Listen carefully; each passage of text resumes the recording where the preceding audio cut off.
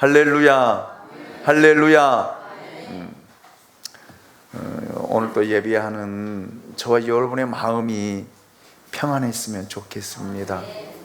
여러분 안에 기쁨으로 채워지기를 원합니다.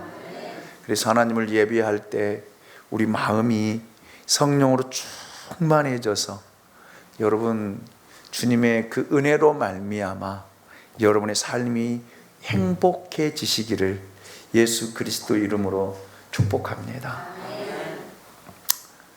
아브라함의 믿음에는 두 가지의 큰 계기가 있었습니다. 첫 번째, 갈대아 우르에서 아브라함에게 들려주신 하나님의 음성을 통해 아브라함의 믿음이 시작되었던 것을 보게 됩니다. 하나님은 아브라함에게 나타나셔서 아브라함에게 이렇게 말씀하셨습니다. 창세기 12장 1절입니다. 여호와께서 아브라함에게 이르시되 너는 너의 고향과 친척과 아버지 집을 떠나 내가 내게 보여줄 땅으로 가라. 아멘.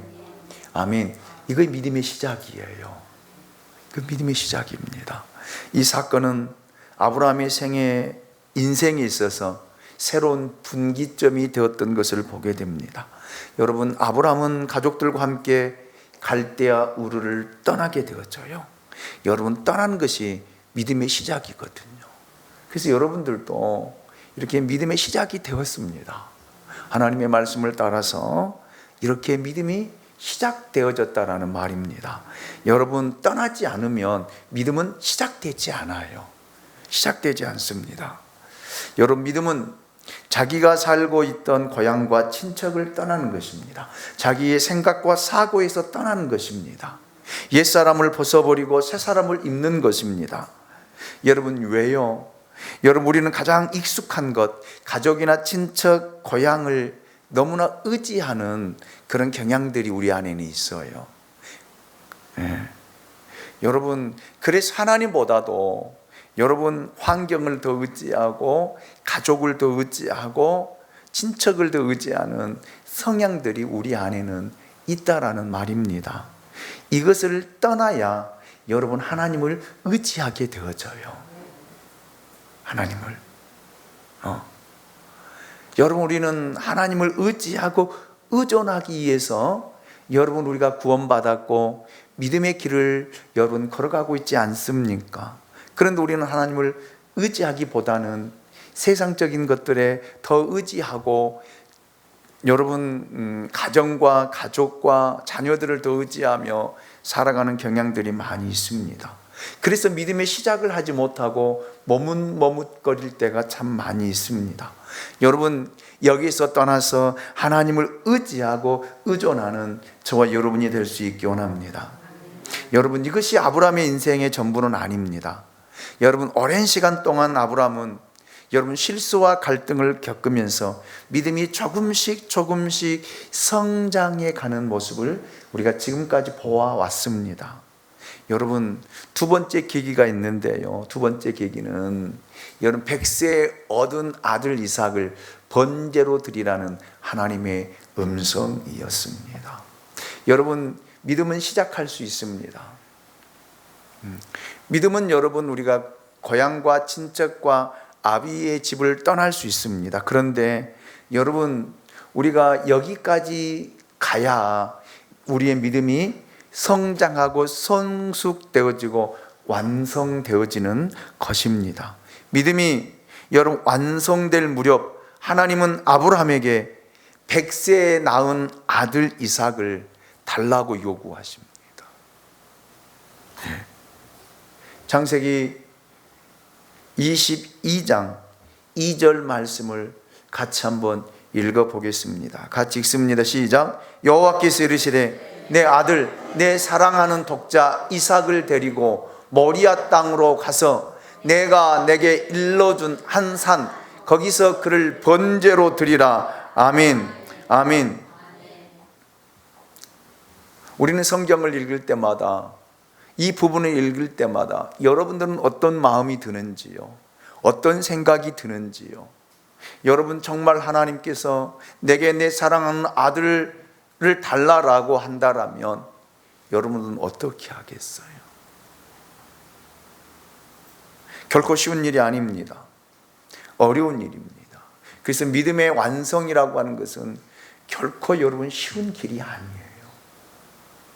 누구나 믿음의 길은 걸어갈 수 있고 같이 여러분 출발점에서 시작은 할 수 있지만 여러분 완성의 단계까지 가기는 결코 쉬운 것이 아니다라는 그런 말입니다.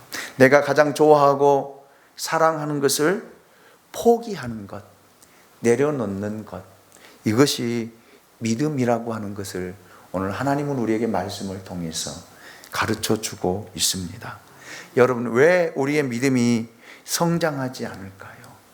왜 자라나지 않을까요? 왜 변화되지 않을까요?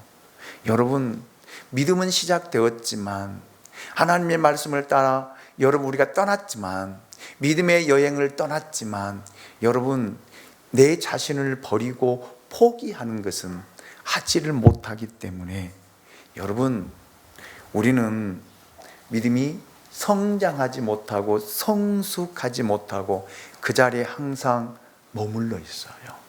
하나님의 말씀을 듣고 예배를 드리고 기도를 하지만 여러분 기도할 때는요, 예배를 드릴 때는요, 말씀을 들을 때는요 그렇게 할 것 같지만 여러분 돌아서면 다시 제 자리로 돌아가는 이유가 버리지 못하기 때문이에요.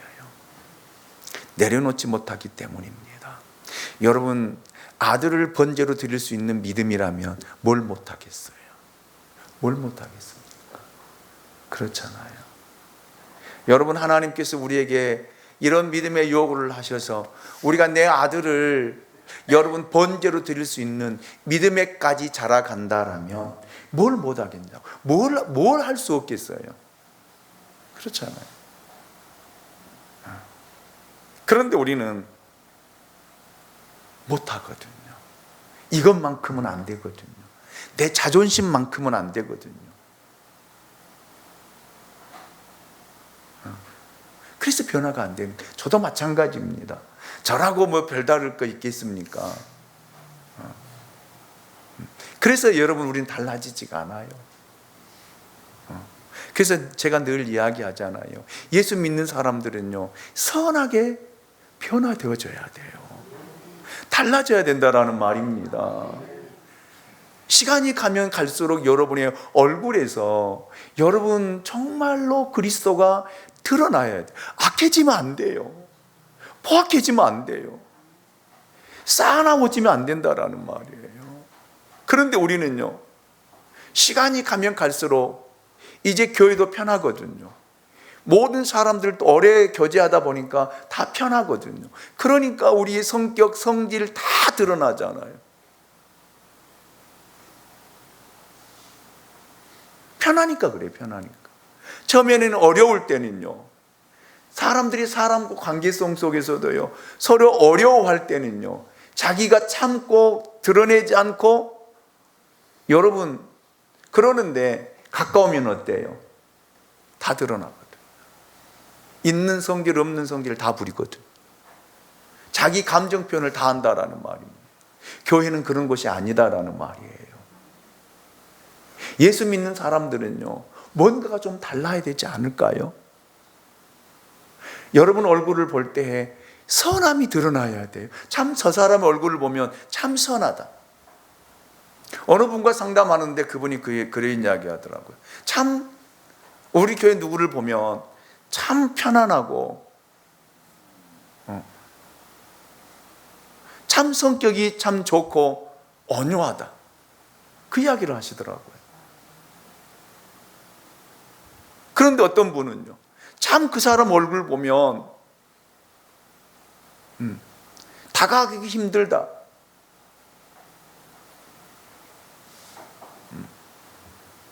아직도 내 것을 버리지 못하고 포기하지 못하고 거기에 얽매여 있는 사람들. 여러분 그래서 여러분 눈에 힘이 빠져야 돼요.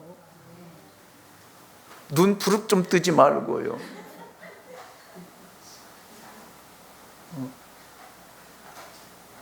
여러분 눈빛에서 선함이, 사람은 마음과 마음은 통하거든요.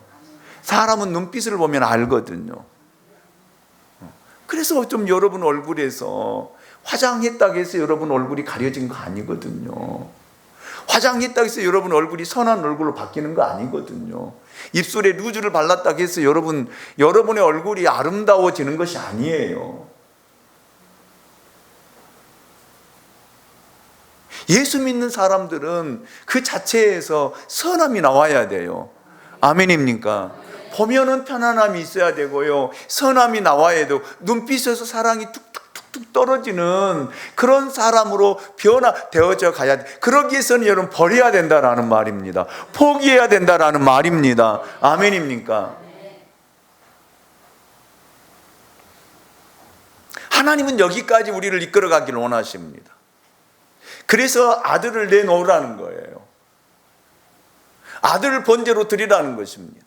제가 서두에도 말씀을 드렸던 것처럼 아들을 번제로 드릴 수 있다라면 뭘 못하겠어요? 뭘 못 내려놓겠어요? 그렇잖아요. 여러분의 자식은 여러분의 생님보다 더 귀하잖아요. 소중하잖아요. 안 그래요? 응?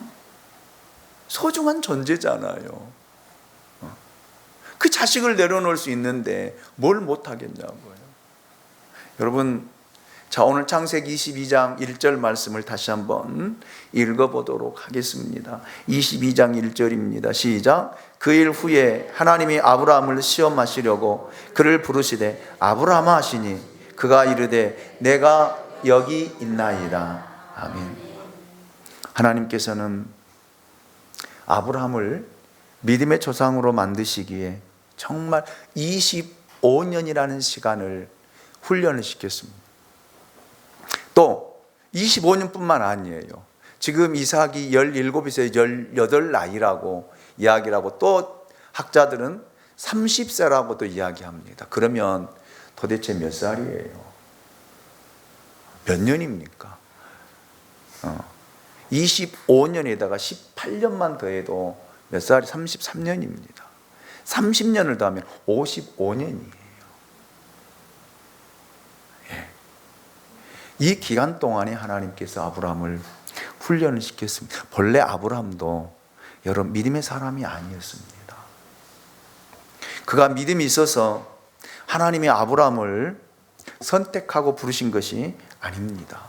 하나님의 무조건적인 선택, 하나님의 그 사랑 때문에 아브라함을 선택하신 거예요. 여러분, 우리들도 마찬가지입니다. 우리들도 본래는 하나님을 아는 사람들이 아니었어요. 우리도 이방인입니다. 하나님을 알지 못한 사람들입니다.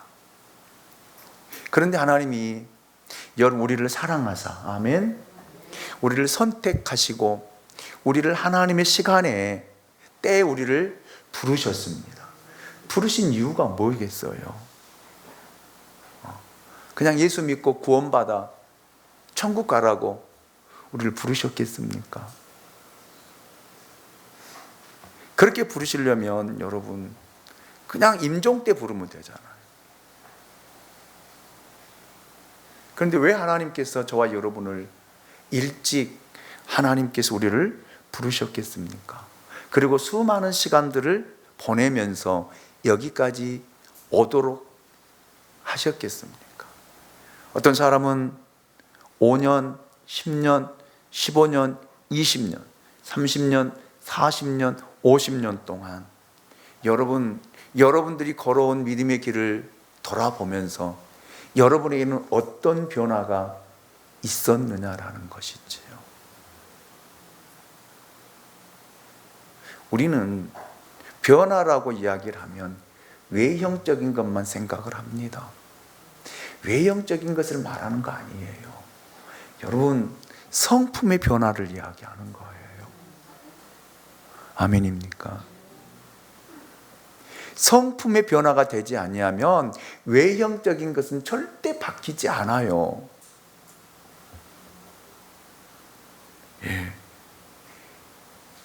그 시간이 여러분 도대체 몇 년을 걸려야 변화되겠느냐라는 말입니다.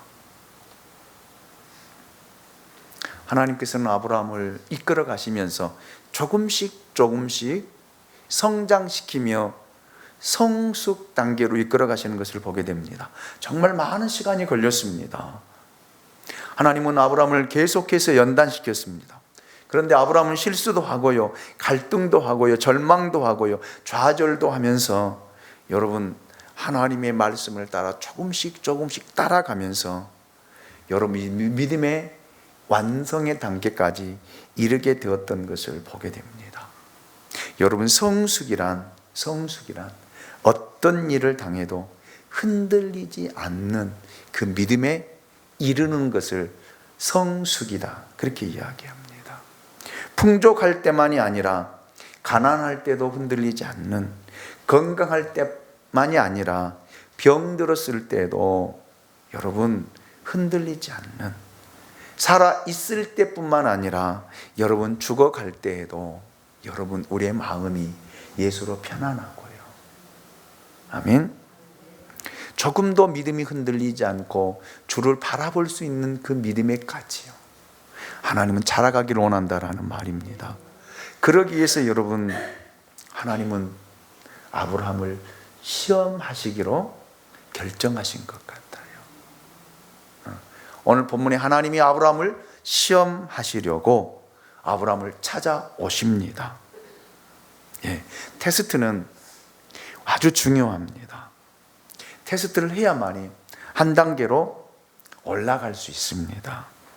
시험을 봐야 자신의 약점과 부족한 부분을 찾아낼 수 있잖아요. 그걸 점검해서 보완하게 되어지면 여러분 그만큼 성장하고 성숙되어지는 것입니다. 그러므로 여러분 테스트는 나쁜 것이 아니에요.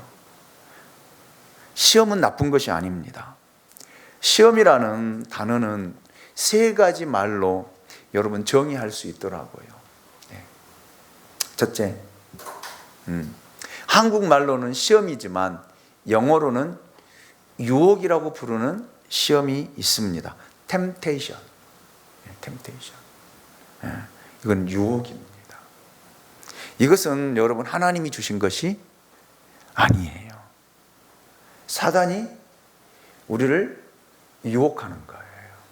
근데 사람이 가장 많이 속는 것이 바로 이 유혹입니다. 유혹이에요. 그래서 야고보서 1장 13절을 보면 사람이 시험을 받을 때 내가 하나님께 시험을 받는다 하지 말지니 하나님은 악에게 시험을 받지도 아니하시고 친히 아무도 시험하지 아니하시느니라. 아멘. 시험은 누가 한다고요? 유혹은 누가 한다고요? 마귀가 하는 거예요. 마귀가. 여러분, 그런데 많은 사람들은 테스트와 템테이션, 시험과 유혹을 구분하지를 못합니다. 그냥 우리는 다 싸몰아서 그냥 하나님이 시험이다 라고 우리는 치부하고, 그래서 하나님을 원망하는 거예요. 그래서 불평하는 거예요. 그런데 여러분, 하나님은 우리를 유혹하지 않아요. 우리 믿음을 시험하실지언정, 시험이라고 하는 것은 테스트라고 했습니다. 테스트 하실지언정 우리를 죄악에 넘어지도록 유혹하지는 않는다라는 말입니다. 다만 사탄이, 마귀가 여러분 우리를 유혹하는 거예요. 유혹하는 이유는요, 넘어지도록이요, 무너지도록이요. 그런데 우리는 거기에 빠져서, 우리는 그 유혹에 빠져서 무너진다라. 성장이 안 되고 성숙이 안 되고 거기에서 무너져서 주저앉아 버려요. 믿음을 떠나버린다라는 말입니다. 하나님을 떠나버린다라는 말입니다. 이것이 사탄의 유혹입니다. 그런데 많은 사람들은 이 사탄의 유혹에 빠져서 여러분 믿음이 왔다 갔다 하는 거예요. 그래서 기분이 좋을 때는 무엇이라도 할 것 같은데 내 마음이 상하면요, 아무것도 못해요. 자기 감정에 사로잡혔어요. 어떤 것도 한 발짝도 나가지 못. 이것은 뭐냐면 사단이 우리를 유혹하는 거예요. 낙심을 시키고요, 절망을 시키고요, 좌절을 시키고요, 그래서 주저앉게 하고요, 그래서 포기하게 하는 것입니다. 이것을 여러분, 테스트와 템테이션을 여러분 잘 구분할 수 있기를 주님의 이름으로 축원합니다. 하나님이 주신 테스트인가, 사단이 우리를 무너뜨리기 위한, 내 가정을 무너뜨리기 위한 미혹인지 유혹인지를 여러분 구분할 수 있는 저와 여러분 영적으로 깨어 있으시기를 주님의 이름으로 축원합니다. 두 번째, 시련이라는 시험입니다. 야고보서 1장 12절을 보시면 시험을 참는 자는 복이 있나니 이는 시련을 견디어낸 자가 주께서 자기를 사랑하는 자들에게 약속하신 생명의 면류관을 얻을 것이기 때문이라. 아멘. 사람은 누구나 시련을 겪습니다. 자신이 잘못하지 않았는데도 시련은 겪습니다. 시련은 누구든지 겪게 마련이고 이 시련을 통해서 성장해 가는 거예요. 그래서 어린 아이들이 여러분 성장해 가는 모습, 여러분 아이들을 키워보아서 잘 알잖아요. 아이들이 아프고 나면 어때요? 어때요? 자라요. 자랍니다. 이것을 가리켜서 시련이라고 그래요. 시련. 네. 그래서 시련이 올 때 잘 참고 잘 견디는 사람은 복 있는 사람이다. 생명의 면류관을 받는다라고 오늘 말씀은 우리에게 하고 있습니다. 여러분, 우리가 믿음 생활하다 보면 뜻하지 않는 시련들을 많이 당해요. 어려움을 당할 때가 참 많이 있습니다.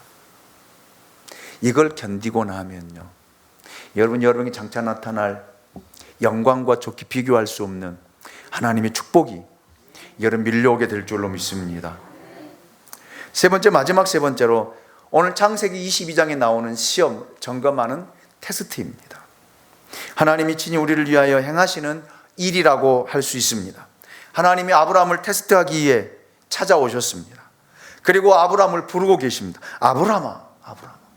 예, 하나님, 제가 여기 있습니다 라고 대답을 합니다. 아브라함을 부르시고 믿음을 점검하시는 하나님의 시험은 아브라함에게 너무나 가혹한 믿음의 테스트였습니다. 왜요? 그 시험은, 테스트는요, 아들을 번제로 드리라는 것입니다.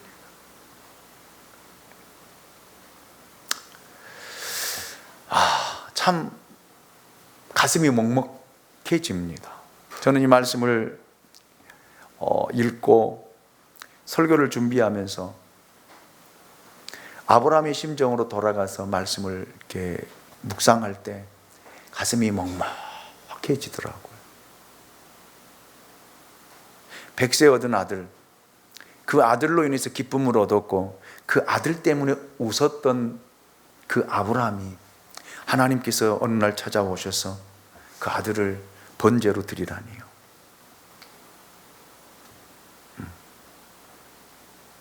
번제로요. 과연 아브라함은 어떤 생각을 했을까?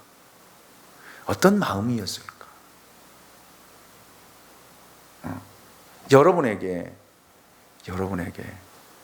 이런 하나님의 요구가 있다라면 여러분 어떠하겠어요? 믿음의 훈련이 되어지지 않는 사람은 여러분 무슨 이런 하나님이 다 있어? 나 안 믿을래.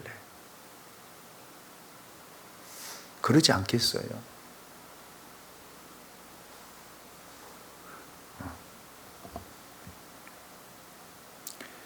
그런 생각이 들지 않겠습니까? 그런데 여러분, 25년이라는 세월 속에 아브라함의 믿음은 계속해서 성장하고 성숙되어져서 이제 믿음의 완성 단계에 이르렀을 때 하나님이 그걸 요구하실 때는요, 아브라함은 순종할 수 있었다라는 말이에요. 저는 그래서 그런 생각을 했습니다. 여러분, 믿음의 성장과 성숙이 말씀에 순종하게 할 수 있다라는 거예요. 여러분, 아무에게나 하나님께서 내 아들을 번제로 달라고 하지 않아요. 어느 누구에게나 찾아와서 내 아들 번제로 달라, 내게 있는 거 달라, 그렇지 않아요. 하나님은 그런 분이 아니시죠. 그런 사람들에게 요구하면요, 여러분 100% 시험 들어요. 왜요? 여러분 생각해 보세요. 번제라고 하는 것이 뭡니까? 번제는 여러분 그 아들의 심장을 칼로 찔러서 그 피를 다 받고, 그 피를 받아서 제단에 다 뿌리고, 그리고 그 아들을 살을 그 뼈에서 잘라 떼어내서 각을 떠서 그걸 불로 태워서 그 향을 하나님 앞에 올려드리는 것이 번제예요. 여러분 보십시오. 여러분이 아브라함이 칼로 자기 아들의 심장을 찔러야 돼요. 찔러서 피를 받아야 돼요. 네. 이게 번제입니다. 그리고 그 몸을 다 난도질하잖아요. 여러분 요즘에 사람이 죽으면 뭐예요? 과학 기술 부검하잖아요. 부검할 때 여러분 2번 죽이는 일이라고 잘하지 않잖아요. 그렇죠? 심장 열어서요, 이 사람이 죽은 사인이 무언지를 밝혀내기 위해서 그 혈액도 채취하고요, 심장이 언제 멈췄는가도 여러분 점검하고요. 그래서 부검을 하는 거거든요. 그래서 가족들에게는 그 부검이라고 하는 것이 고통이라고 하더라고요. 왜요? 부검할 때는 가족이 가서 참관을 하거든요. 여러분 그것도 고통스러울 텐데, 여러분 아브라함이 직접 자기보다 더 사랑하고 자기의 전부이고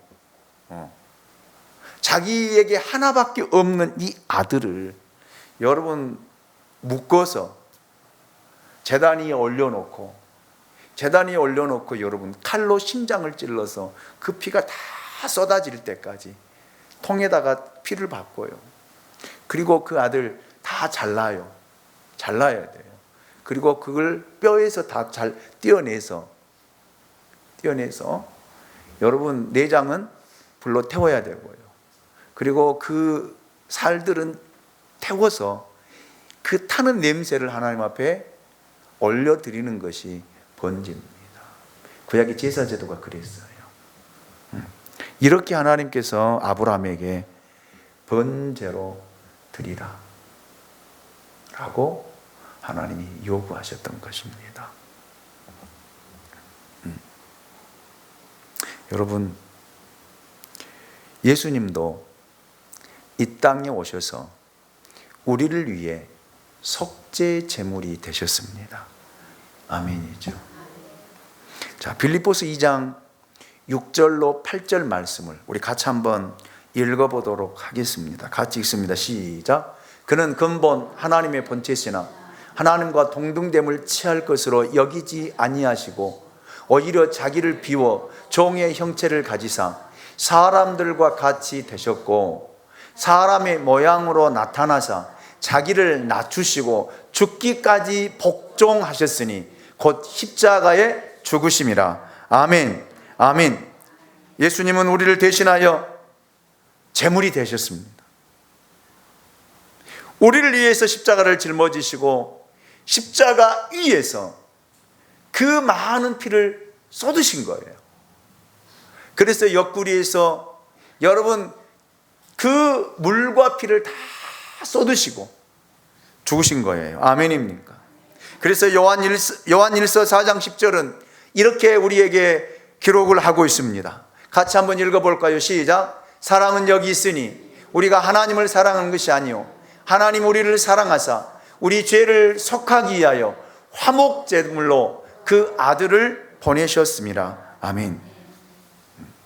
하나님은 여러분 우리의 죄를 사하시기 위해서 당신의 아들을 이렇게 죽이셨어요.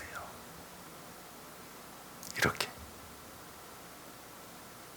우리를 위해서 다 내어주셨다라는 말입니다. 당신의 아들의 생명으로 우리의 죄악을 사하시고 여러분 우리를 구원하신 줄로 믿습니다. 이 하나님을 믿는 저와 여러분들이 정말 주님을 위해서라면 뭘 못하겠느냐라는 거예요. 근데 이 주님을 만나지 못한다라면 우리는 어느 것도 할 수가 없습니다. 왜요? 아깝거든요. 그렇잖아요. 안 아까운 사람이 어디 있겠어요? 내 것 안 아까운 사람 어디 있겠습니까? 그런데 하나님은 여러분 보십시오. 당신의 아들을 우리에게 내어주시고 여러분 우리를 성장시키고 성숙시켜서 이제는 너를 달라는 거예요. 우리를 달라는 거예요. 주를 위해 살라는 것입니다. 너희가 먹든지 마시든지 무엇을 하든지 다 하나님의 영광을 위해 하라고 우리에게 요구하시고 명령하고 계신다는 사실입니다. 그걸 우리에게 요구하고 계셔요. 그래서 예수님께서 이 땅에 오셔서 여러분 우리에게 친히 말씀하시기를 나를 따라오려거든 나를 따라오려거든 자기를 부인하라고 했습니다. 그 말이 무슨 말이에요? 버리라는 말이 아니에요. 포기하라는 말이 아닙니까? 자기를 버릴 수 있다라면요, 여러분 나를 포기할 수 있다라면요,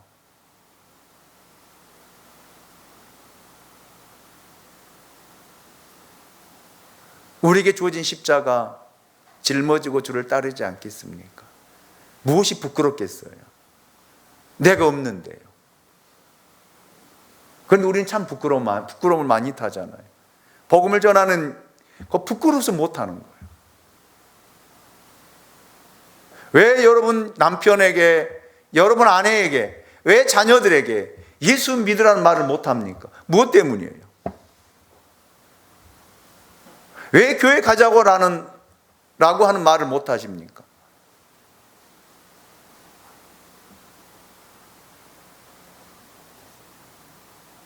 여러분의 자녀들이, 여러분의 남편이, 여러분의 아내가 지옥을 향해서 걸어가고 있는데도요, 이런 하나님을 믿는다라면요, 이런 하나님을 신뢰한다라면요, 왜 여러분 우리가 그들을 구원하지 못하냐고요? 왜 데려오지 못하냐고요? 왜 죽어가도록 내버려 두냐고요?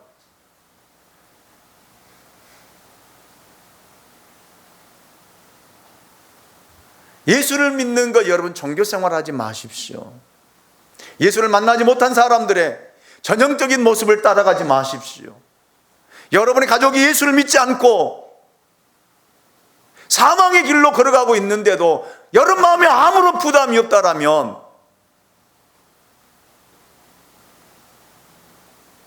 그 사람이 진짜 예수를 만난 사람의 모습이냐라는 거예요.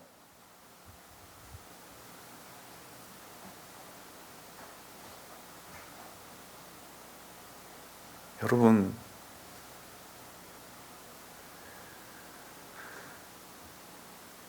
하나님께서 아브라함에게 이삭을 빼앗아 갈 때에 여러분 그냥 빼앗아 가기 위해서입니까? 뭐라고 그랬어요? 1절에서 하나님이 아브라함을 시험하시려고. 아멘입니까?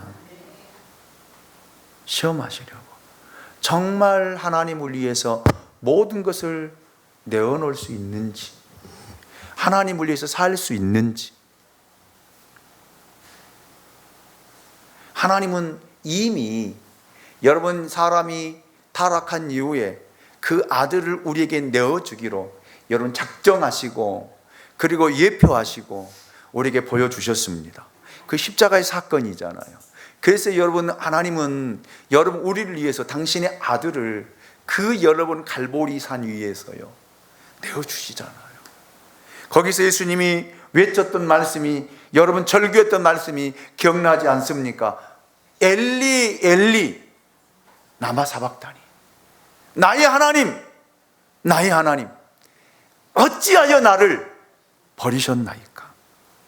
당신의 아들을 죽이지 않냐면 인류를 구원할 수 없었기 때문에 당신의 아들을 죽일 수밖에 없었습니다. 그리고 우리를 구원하신 거예요. 아멘입니까? 그리고 우리에게 말씀하십니다. 버리라는 거예요. 포기하라는 거예요. 자존심이 그렇게 중요합니까?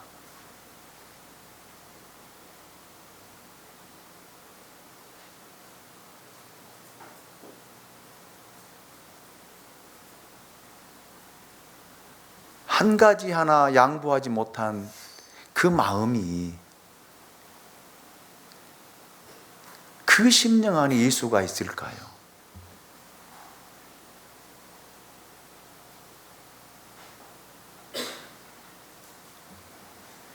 바울은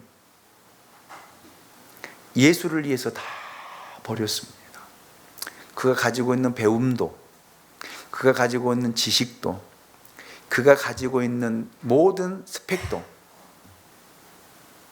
다 배설물처럼 버렸어요. 버리다 보니까 여러분, 억울한 일을 당하고 누명을 쓰고도 전혀 억울해하지 않았습니다. 같이 맞서서 싸우지 않았다라는 말입니다.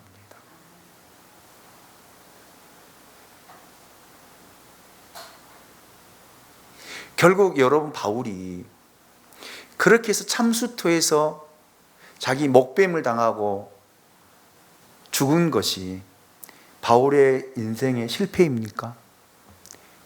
아니잖아요. 그는 죽었지만 그의 영혼은 오늘 우리 가운데 역사하잖아요. 아멘입니까? 그것이 진정한 승리자가 아닐까요?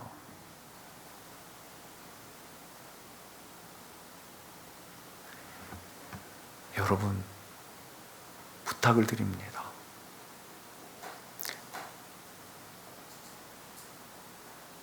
버립시다. 좀 버립시다.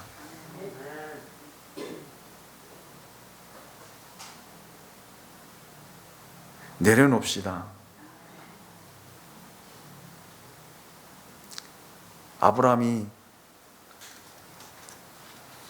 그 아들 이삭을 하나님 앞에 번제로 드릴 때는요, 다 내려놓고 포기한 거예요.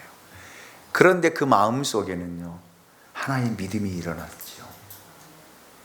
내가 이 아들을 죽일지라도 하나님이 다시 살리실 것이다 라고 하는 이 믿음의 확신 말입니다. 이것이 믿음의 완성이에요. 아멘입니까? 우리는 여기까지 가야 된다라는 말입니다. 여러분, 다 내려놓으면, 여러분 포기하면 다 버려진 것이 아니라 여러분 더 많은 것들을 얻게 될 줄로 믿습니다. 이건 믿음의 법칙이에요. 이건 믿음의 원칙입니다. 그래서 하나님께서 아브라함을 테스트하신 거예요.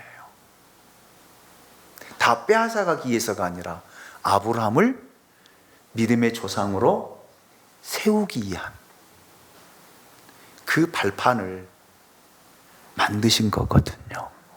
여러분이 여러분 가정에 믿음의 조상이 되길 원한다면 여기까지 가야 된다는 거예요. 아멘. 여러분의 믿음이 여기까지 성장하고 성숙돼. 저는 여러분, 우리가 하나님이 나이 먹어서 하나님 우리를 부르실 때는 우리의 모습이 이렇게 되어야 돼요. 여러분의 믿음이 완성 단계에 이르러야 된다라는 거예요. 아멘입니까? 그래서 여러분의 모습을 통해서 그리스도가 드러나야 돼요. 그래서 제가 여러분을 뵐 때마다 이런 말을 해야 돼요. 권사님의 얼굴을 보니 그리스도를 보는 것 같습니다. 당신의 얼굴을 보니까 아주 무섭습니다.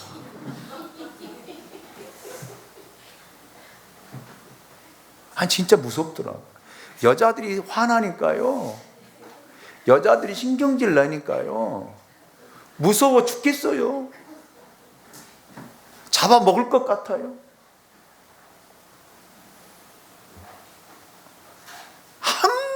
손이 안 지고요.